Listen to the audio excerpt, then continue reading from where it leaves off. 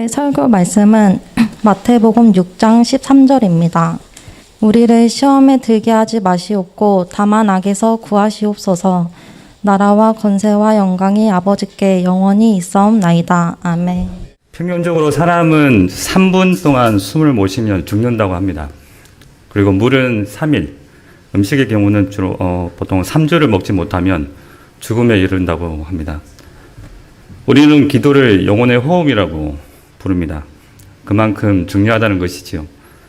그렇기 때문에 하나님의 자녀라고 하면서 기도하지 않는다면 아주 심각한 죽음의 위기에 처해 있거나 알곡 속에 섞여 있는 가라지, 가짜일 가능성이 큽니다. 우리는 하나님께만 기도를 드려야 합니다. 그 이유는 오직 하나님만이 우리를 포함한 이 세상 모든 만물을 지으신 창조주이시기 때문입니다. 하지만 사람은 유일하신 한 분 하나님이신 창조주 하나님께 바로 나아갈 수는 없습니다. 오직 중보자 예수 그리스도께서 죄를 속량하여 주심으로 죄 사함을 받고 부활 승천하신 그리스도께서 보내신 양자의 영을 받은 하나님의 자녀들이 영원한 대제사장 되신 그리스도를 통해서만 하나님을 아빠, 아버지라고 부르며 하나님 앞에서 기도할 수 있습니다. 따라서 우리가 기도를 열심히 하거나 기도를 많이 한다고 해서 우리의 기도가 응답되는 것이 아니라 오직 우리 주님 주 예수 그리스도의 속량과 그분의 영원한 대제사장 역할 덕분에 우리의 기도가 응답되는 것입니다. 쉽게 말해서 우리는 예수 그리스도를 통해서만 우리의 기도를 하나님께 드릴 수 있고 하나님은 그리스도 안에서 우리의 기도를 들으십니다. 이런 기도를 통해 우리는 그리스도 안에서 하나님과 교통하고 그 교통이 더 깊어질수록 점점 더 우리의 뜻보다는 주님의 뜻이 이루어지기를 기도하게 됩니다. 우리 주님 마태복음 6장에서 가르쳐주신 기도문 전반부에서는 하나님의 이름과 주의 나라와 뜻을 위해 기도하기를 가르쳐 주십니다. 창조주 하나님께서는 언약 안에서 우리에게 자신의 성호를 알려주십니다. 구약에서는 대표적으로 구속하시는 구속주 하나님, 여호와 하나님으로 알려주셨고 신약에서는 죄와 사망의 저주로부터 구속하신 성부, 성자, 성령 하나님으로 자신의 이름을 계시해 주셨습니다. 동일하신 구속주 하나님을 구약에서는 여호와 하나님, 신약에서는 성부, 성자, 성령으로 계시하신 것입니다. 우리는 이 거룩한 주의 이름이 온 세상에 거룩히 여김을 받고 존귀하게 여김을 받도록 간구할 뿐만 아니라 우리의 생각과 입술과 삶과 성품으로 주의 이름을 영원하게 할 의무가 있습니다. 또한 우리는 그리스도 안에서 이미 임한 하나님 나라에 살면서 장차 참 사람이신 그리스도께서 왕으로서 성삼위 하나님의 뜻에 따라 모든 만물을 영원히 그리고 온전히 다스리게 될 나라가 임하기를 기도해야 됩니다. 뿐만 아니라 성령을 통해 말씀 안에서 하나님 뜻을 알아내고 믿음으로 우리 안에 계신 하나님을 따라 행하여 주의 뜻이 매 순간마다 우리의 삶에 이루어지기를 기도해야 합니다. 이어서 주기도문 후반부에서는 주 예수님은 주의 자녀들을 위한 기도를 가르쳐 주셨습니다. 앞선 주기도문 앞부분을 진심으로 기도한 신자의 마음은 이미 하나님의 이름과 나라와 뜻을 가장 소중히 여기는 상태가 되었습니다. 따라서 위의 것을 생각하고 땅의 것을 생각하지 않는 상태에 있는 것입니다. 우리는 하나님께서 주의 주권 가운데 베푸시는 일용할 양식에 만족해야 합니다. 무엇보다 양식, 재물 등을 많이 추구하지 말 것이며 더 쌓으려 하지 말아야 합니다.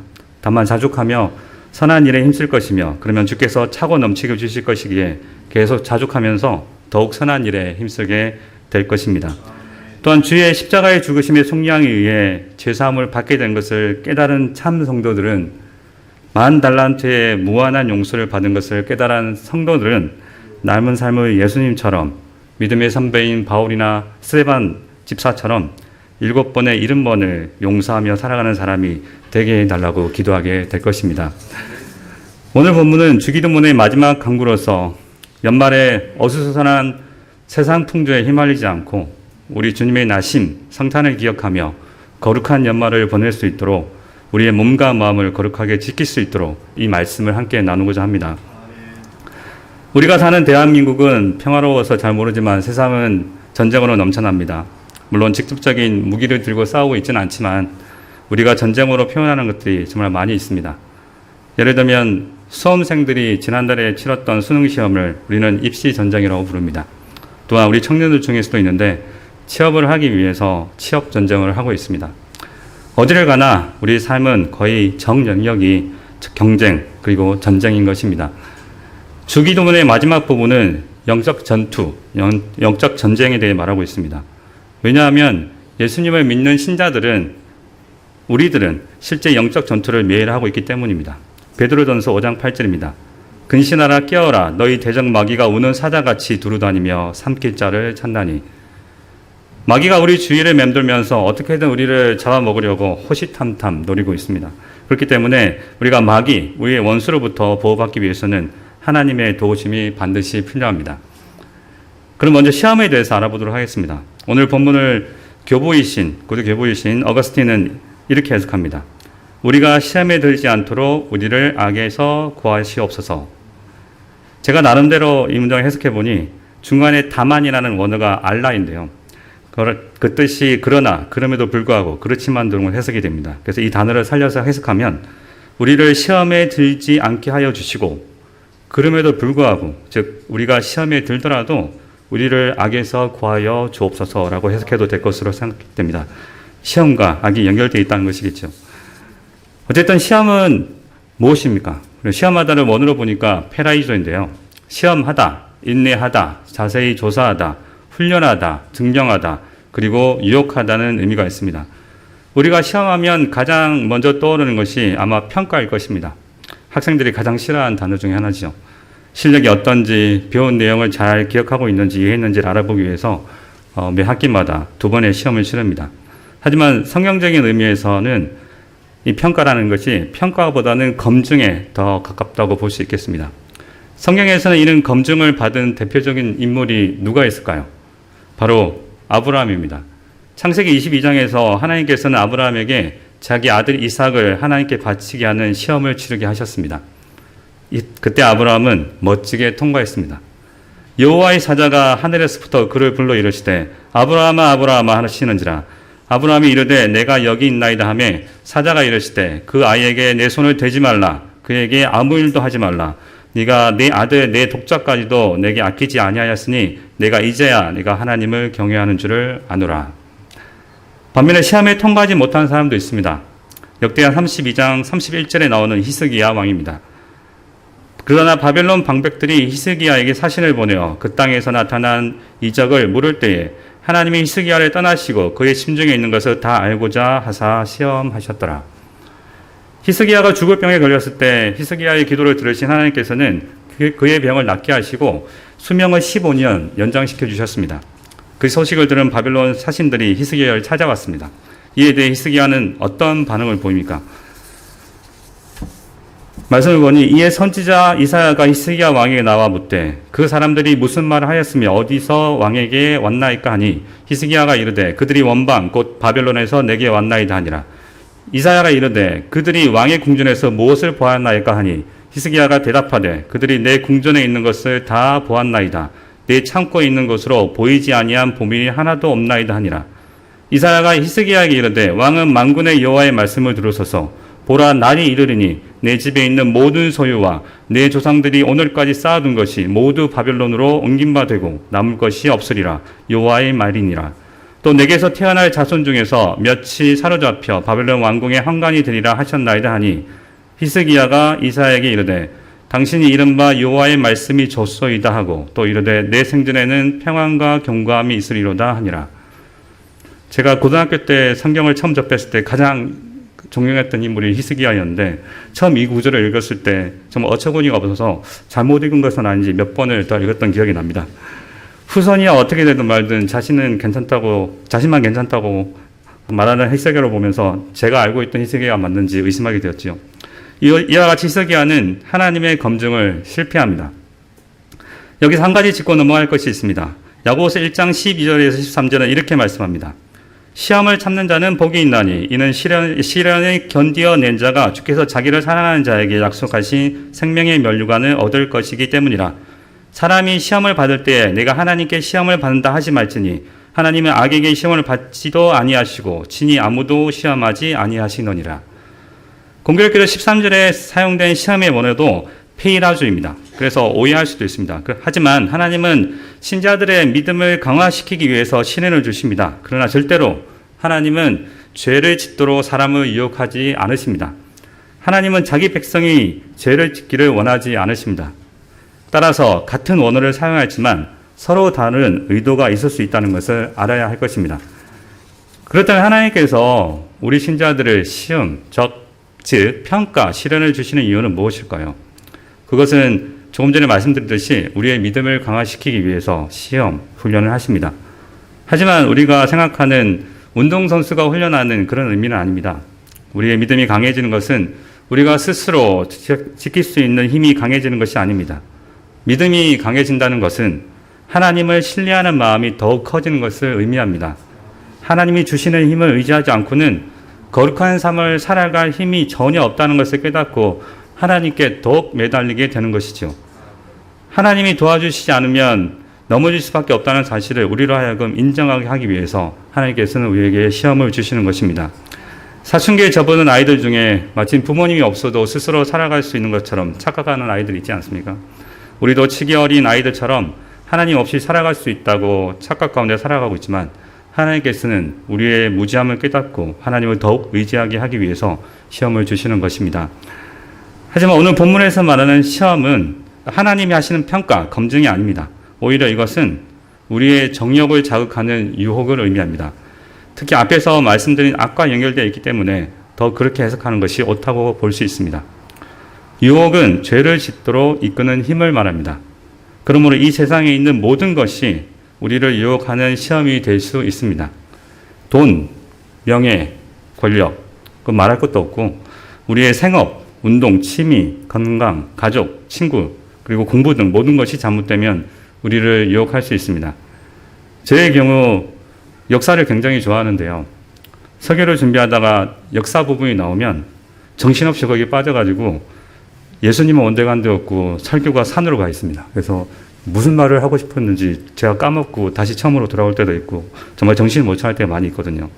그러니까 예수님을 놓쳐버리면 아무리 좋은 것도 결국에는 우리를 유혹하여 시험에 빠지게 한다는 것입니다. 따라서 오늘 본문은 바로 우리가 평생 육신과 끊임없이 싸워서 유혹에 의해 넘어지거나 휘둘리지 않도록 구하고 있는 것입니다. 개혁개정이 우리를 시험에 들게 하지 마시옵고를 원어로 지역하면 우리를 시험 속으로 들어가게 하지 마시옵고, 조금 더 강한 의미로 우리를 시험 안으로 인도하지 마시옵고입니다. 영어 성경 NASB도 정확하게 이렇게 말하고 있습니다. 이것은 마치 하나님께서 우리가 유혹에 빠지도록 이끌고 가신다고 오해할 수 있습니다. 실제로 성경을 보면 하나님께서 마치 사람을 악으로 이끌고 들어가는 것처럼 오해하도록 기록된 본문들도 있습니다. 출애굽기를 보면 하나님이 바로의 마음을 완악하게 하셨다는 표현이 7번 나옵니다. 하나님의 선하심을 오해하기 딱 좋은 본문들이죠. 하지만 그렇다고 해서 하나님이 죄의 원천이시라거나 우리가 죄를 짓도록 이끄신다고 말할 수 없습니다. 왜냐하면 우리의 육신의 생각은 죄로 인해 하나님과 원수가 되어 하나님을 미워하고 허망하고 미련한 것에 마음을 둘 수밖에 없습니다.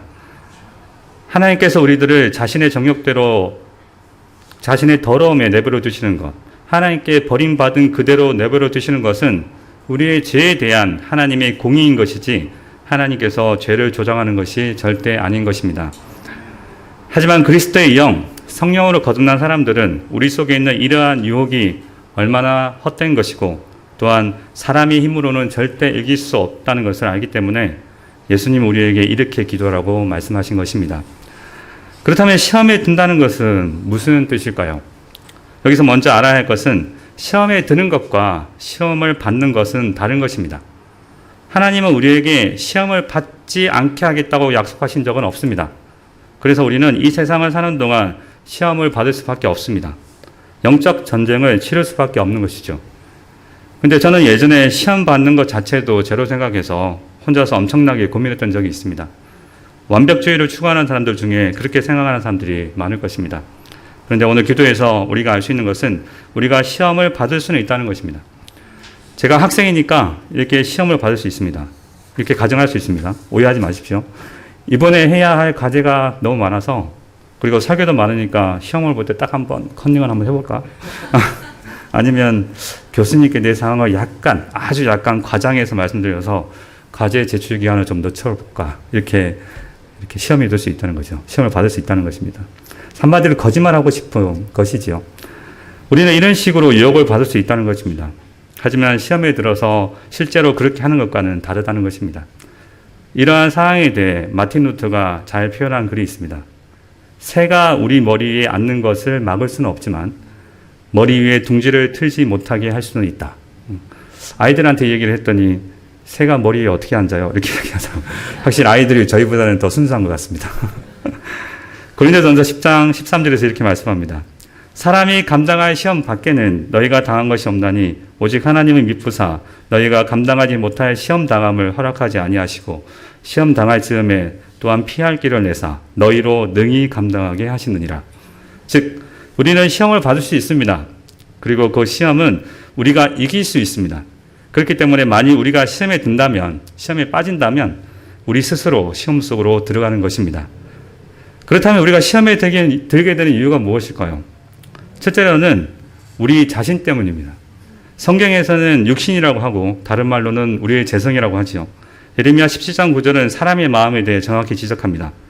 만물보다 거짓되고 심히 부패한 것은 마음이라. 예수님도 말씀하십니다. 누가복음 7장입니다. 속에서 곧 사람의 마음에서 나오는 것은 악한 생각, 곧 음란과 도둑질과 살인과 간음과 탐욕과 악독과 속임과 음탕과 질투와 비방과 교만과 우매함이니 이 모든 악한 것이 다 속에서 나와서 사람을 더럽게 하느니라. 우리가 가지고 있는 스스로 죄를 짓고 싶어하는 성향으로 인해서 시험에 넘어질 수 있다는 것입니다. 둘째는 이 세상 때문입니다. 여러분은 오늘 저녁에 하회 예배 나오셨는데요. 그렇지 못한 분들도 많습니다. 예배에 참석하고 싶어도 부득이하게 나오지 못한 분들도 계시겠지만 보통은 그렇지 않을 것입니다. 세상은 우리에게 화요일 저녁에 뭘 하라고 말합니까? 그렇죠? 평일까지 교회 가서 예배 드려야 되겠냐고 묻지요. 끝나고 피곤하니까 집에 가서 쉬라고 얘기합니다. 사실 피곤한 것도 맞고요. 이 자리에 계신 분들 중에 얼마나 치열하게 살고 계신지 짐작하고 있습니다. 또 아니면 세상은 교회 갈 시간에 자기 개발을 하라고 합니다. 운동도 하고 학원도 다니라고 합니다.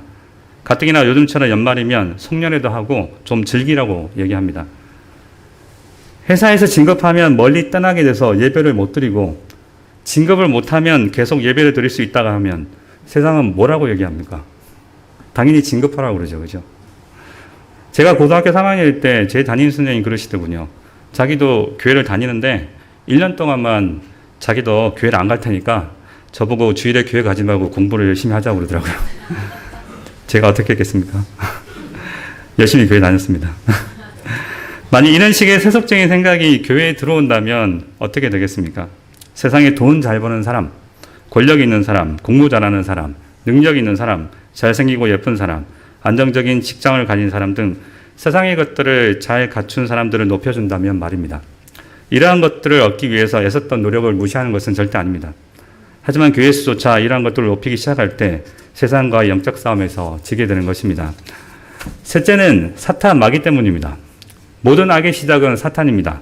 사탄은 처음에 말했듯이 우는 사자와 같이 할 수만 있다면 믿는 자들도 넘어지게 하려고 우리를 삼키려고 우리 주위를 서성거리고 있습니다. 성경은 사탄에게 여러 가지 이름을 붙여주고 있습니다. 찾아보니 사탄의 이름이 한 10여 가지가 있었습니다. 사탄은 거짓말쟁이, 거짓의 아비, 대적자, 고소자, 바알세불, 세상의 임금, 세상의 신, 궁중 권세 잡은 자, 악한 자, 그리고 시험하는 자 등으로 묘사되고 있습니다. 사탄은 최초의 인간이 아담을 시험하고 유혹하는 데 성공했고 비록 실패했지만 하나님의 아들 예수님조차 시험하려고 했었습니다. 이와 같이 우리의 육신, 세상, 사탄 이 세 가지가 항상 우리를 시험하려고 넘보고 있기 때문에 우리가 방심하면 언제든지 그 유혹에 넘어질 수 있습니다. 시험을 이기는 방법을 알아보기 전에 그렇다면 이러한 시험이, 이러한 악이 왜 이 세상에 들어오게 되었습니까? 왜 우리에게 이런 일이 일어날까요? 성경은 창세기 3장에서 우리에게 정확한 그 이유를 알려줍니다. 창세기 3장 1절에 7절입니다. 그런데 뱀은 여호와 하나님이 지으신 들짐승 중에 가장 강교하니라. 뱀이 여자에게 물어 이르되 하나님이 참으로 너에게 동산 모든 나무의 열매를 먹지 말라 하시더냐.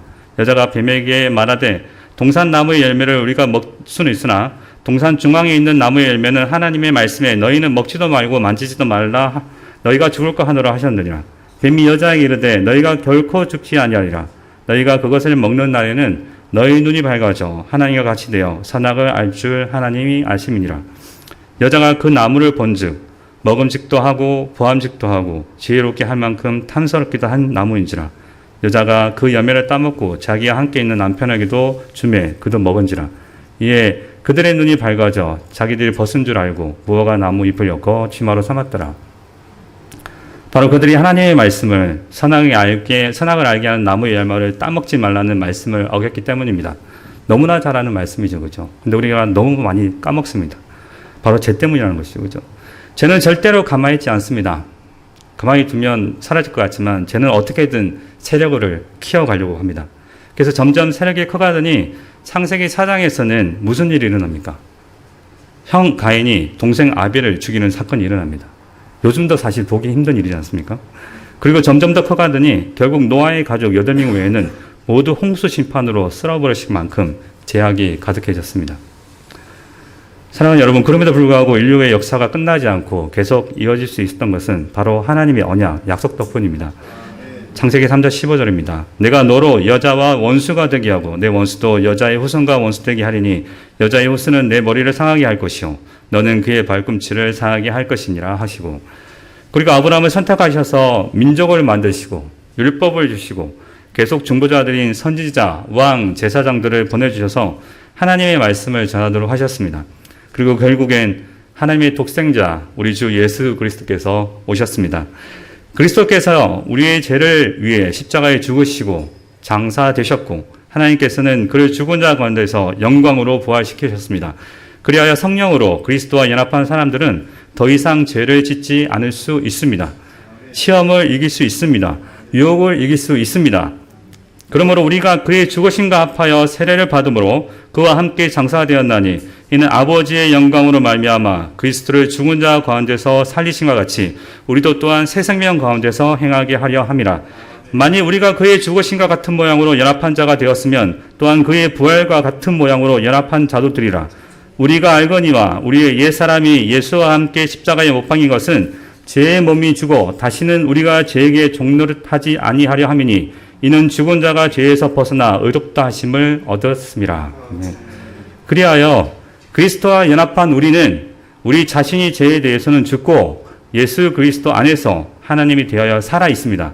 그렇기 때문에 우리는 죄가 우리 죽을 몸을 지배하지 못하도록 죄에게 내어주지 말고 그리스도 예수 안에서 성령으로 말미암아 다시 살아난 사람으로서 하나님께 우리 몸을 의의 무기로 드려야 하는 것입니다. 그렇다면 우리가 어떻게 하면 시험에 들지 않고 죄와 싸워 우리의 몸을 의의 무기로 드릴 수 있을까요? 3가지 정도로 요약할 수 있는데요. 첫 번째, 우리가 영적 전투 중이라는 것을 항상 인식하고 있어야 되는 것입니다. 우리 중에는 그런 것에 전혀 관심이 없는 분들이 있습니다. 아니, 영적 전쟁이라고 하면 누가 보아도 죄로 여기는 것만 생각할 수도 있습니다. 혹시 성경 읽는 대신에 TV나 스마트폰 보는 것을 또는 게임하는 것을 영적 전쟁이라고 생각하시는 분들이 있습니까? 그 정도는 어때서? 라고 반문하시는 분도 계시겠지만 그 작은 것들로 얼마나 많은 귀중한 시간을 소비하고 있는지 자신을 돌아보면 알 것입니다. 그런 것들을 영적 전쟁이라는 것을 알아야 되는 것입니다. 주님이 허락하신 청지기로서의 삶을 허탄한 데 써버리면서 죄와의 싸움에서 이기겠다고 말하는 것은 제가 자주 쓰는 표현으로 도둑놈 신보입니다. 노력 없이 보상을 얻겠다는 것이죠. 그런 사람들은 절대 시험에서 이길 수 없습니다. 둘째, 우리 힘으로 우리의 재성, 세상, 사탄 마귀를 이길 수 없다는 것을 알고 주님이 주시는 전신갑주를 입어야 합니다. 에베소서 6장 17에서 17절 말씀입니다. 끝으로 너희가 주 안에서와 그 힘의 능력으로 강건하여지고 마귀의 관계를 능히 대적하기 위하여 하나님의 전신갑주를 입으라. 우리의 씨름은 혈과 육을 상대하는 것이 아니요 통치자들과 권세들과 이 어둠의 세상의 주관자들과 하늘에 있는 악한 영들을 상대함이라. 그러므로 하나님의 전신갑주를 취하라. 이는 악한 날에 너희가 능히 대적하고 모든 일을 행한 후에 서기 이함이라. 그런즉 서서 진리로 너희 허리띠를 띠고 의의 호신경을 붙이고 평안의 복음이 준비한 것으로 신을 신고 모든 것 위에 믿음의 방패를 가지고 이로써 능히 악한 자의 모든 불화살을 소멸하고 구원의 투구와 성령의 검, 곧 하나님의 말씀을 가지라. 이 모든 것을 한 문장으로 정리하면 예수 그리스도로 옷 입으라는 의미가 됩니다. 진리이신 예수님, 하나님의 의자, 우리의 의가 되시는 예수님, 우리의 복음이신 예수님, 우리의 믿음의 주이신 예수님, 우리의 구원이신 예수님, 그리고 말씀 그 자체이신 예수님을 입으라는 의미입니다. 그리고 마지막으로 시험에 들지 않는 방법은 바로 기도하는 것입니다. 에베소서 6장 18절입니다. 모든 기도와 간구를 하되 항상 성령 안에서 기도하고 이를 위하여 깨어 구하기를 항상 힘쓰며 여러 성도를 위하여 구하라. 우리 힘으로는 우리가 영적 전투 중이라는 사실을 깨닫고 계속 깨어 있는 것이 불가능하고 하나님이 주신 전신갑주를 늘 입고 있을 수 없습니다. 우리의 힘으로는 사탄과 싸워서 이길 수 없습니다. 나중에 계시록을 보면 사탄은 모든 안 믿는 사람들을 모아서 하나님과 맞짱을 뜨려고 합니다. 우리에게 그런 능력이 있습니까? 없습니다.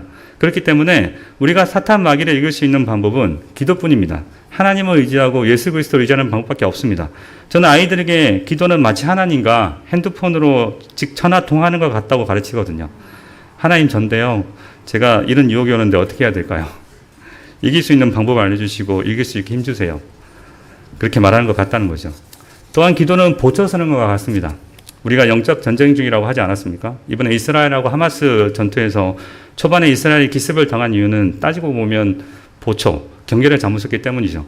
전쟁 중에 적군이 쳐들어올 때 그 사실을 사전에 알아내기 위해서는 보초가 그물을 잘 써야 합니다. 보초가 경계를 서지 않고 자버리면 어떻게 됩니까? 기습을 당해서 많은 피해를 입게 됩니다. 영적 전투도 마찬가지입니다. 하지만 기도를 하고 있으면 나에게 이런 유혹이 들어오네? 라고 깨닫게 됩니다. 기도를 하신 분들은 아실 겁니다. 제가 무슨 말 하고 있는 말입니다. 기도를 통해 하나님께서 성령으로 우리를 얼마나 많이 깨우쳐 주십니까? 사랑하는 여러분, 그렇다고 해서 시험에 들었다고 해서 실망하셔도 되지만 낙심하지 마시기 바랍니다. 주님이 절대 우리를 내버려 두지 않으십니다. 우리가 시험에 빠져 있을 때 우리를 찾아오셔서 회복시켜 주십니다. 제가 요즘 사도 베드로 이야기를 많이 하는데요. 그만큼 좋은 구절을 아직은 찾을 수가 없습니다. 우리는 예수님이 베드로를 찾아오셔서 그를 어떻게 회복시켜 주시는지를 알고 있습니다. 요한복음 21장 5절에서 17절입니다. 그들이 저반을 먹은 후에 예수께서 시몬 베드로에게 이르시되 요한의 아들 시몬아 내가 이 사람들보다 나를 더 사랑하느냐 하시니 이르되 주님 그러하나이다. 내가 주님을 사랑하는 줄 주님께서 아시나이다. 이르시되 내 어린 양을 먹이라 하시고 또 두 번째 이르시되 요한의 아들 시몬아 네가 나를 사랑하느냐 하시니 이르되 주님 그러하나이다. 내가 주님을 사랑하는 줄 주님께서 아시나이다. 이르시되 내 양을 치라 하시고 세 번째 이르시되 요한의 아들 시몬아 네가 나를 사랑하느냐 하시니 주께서 세 번째 네가 나를 사랑하느냐 하심으로 베드로가 근심하여 이르되 주님 모든 것을 아시오매 내가 주님을 사랑하는 줄을 주님께서 아시나이다. 예수께서 이르시되 내 양을 먹이라. 그러니 어떻게 하겠습니까? 우리가 거듭난 하나님의 사람이라면 분명히 시험에 빠져서 허우적거리고 있는 상황이 있을 때 성령을 통해서 말씀하시는 것을 느끼실 것입니다. 그리스도의 영이신 형상께서 우리를 연약함을 도우시고 계시기 때문에 우리 위해 신이 강구하시기 때문에 우리는 충분히 느낄 수 있습니다. 우리 덕분이 아니라는 것이죠. 그럴 때마다 우리 자신은 뻔뻔하게 느껴지더라도 정말 예수님의 이름을 부르기에 민망하고 면목 없게 느껴지더라도 우리는 계속해서 예수님을 붙들어야 합니다. 주님 죄송합니다라고 외치면서 계속 예수님을 붙들어야 합니다. 우리가 그러할 때 히브리서 4장 14절 16절 말씀입니다. 그러므로 우리에게 큰 대제사장이 계시니 승천하시니 곧 하나님의 아들 예수시라. 우리가 믿는 도리를 굳게 잡을지어다. 우리에게 있는 대제사장은 우리의 연약함을 동정하지 못하실 이가 아니요 모든 일에 우리와 똑같이 시험을 받으시니로되 죄는 없으시니라. 그러므로 우리는 긍휼하심을 받고 때를 따라 돕는 은혜를 얻기 위하여 은혜의 보좌 앞에 담대히 나아갈 것이니라. 아멘.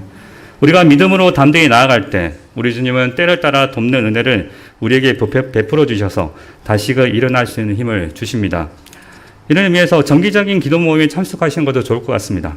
우리 교회 카이로스 청년들은 거의 매일 밤에 기도 모임을 가집니다. 유혹에 져서 낙심하고 있을 때 억지로라도 그 기도 모임에 참석한다면 이러한 주님의 은혜를 누리지 않겠습니까? 저 같은 경우는 저녁에 가정 예배를 드리는데요. 시험에 있어서 차마 예배 드리기 민망하게 느껴질 때가 있거든요. 그럴 때도 예수님 의지해서 정말 송구한 마음으로 기도할 때 모든 것이 리셋되어 마음이 새롭게 되어 하나님께 감사로 예배 드릴 수 있게 되는 것입니다. 이와 같이 주님의 은혜로 시험과 악을 이기고 비록 졌더라도 주님의 은혜로 다시 일어설 때 우리는 나라와 건세와 영광이 아버지께 영원히 있사옵나이다 아멘이라는 성령의 고백을 절로 하게 되는 것입니다.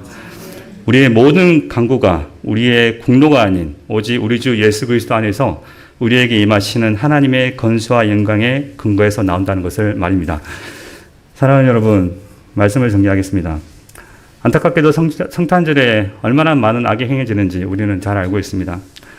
하지만 한편으로 연말에 성탄절에 있어서 우리가 우리 구주 나심과 그 이유를 생각하며 보다 거룩하게 보낼 수 있다는 장점도 있다는 것에 감사를 드리게 됩니다. 연말이 다가오면서 여러 가지 시험과 악이 우리를 유혹할 것입니다. 어떻게 해서든지 우리를 넘어뜨리기 위해서 사탄이 계속 우리 주위를 맴돌고 있을 것입니다. 우리 주님을 높이기 위해 준비하는 행사를 통해서도 얼마든지 그러한 불상사가 일어날 수 있다는 것을 우리는 명심해야 됩니다. 왜냐하면 우리는 영적 전쟁 중이기 때문입니다. 이러한 현실을 직시하고 항상 하나님의 전신갑주, 예수님을 옷 입고 깨어서 기도하여 우리에게 임한 영적 전쟁을 이기고 오히려 성령의 도움으로 예수님을 닮아가는데 온 마음과 뜻과 정성을 다하여 모두가 흥청망청한 가운데 속에서도 거룩한 신자의 모습을 지키는 우리 그리스도의 보혈교회 성도님이 되시기를 우리 주 예수 그리스도의 이름으로 축원드립니다. 아멘. 하늘에 계시는 아버지 감사합니다. 오늘 주님이 가르쳐 주신 기도의 마지막 부분의 의미를 함께 나누게 하여 주시니 감사드립니다. 주신 말씀을 통해 우리가 육신의 몸을 입고 이 땅에 살아가는 동안 끊임없는 영적 전쟁 중임을 기억하고 또한 우리 힘으로 절대 이길 수 없다는 것을 기억하고 온전히 우리 주님 그리스도께 모든 것을 맡겨서 이 싸움을 온전히 이겨내고 승리할 수 있도록 인도하여 주시옵소서. 우리의 전부 되시는 우리 주 예수 그리스도 이름으로 기도드립니다. 아멘.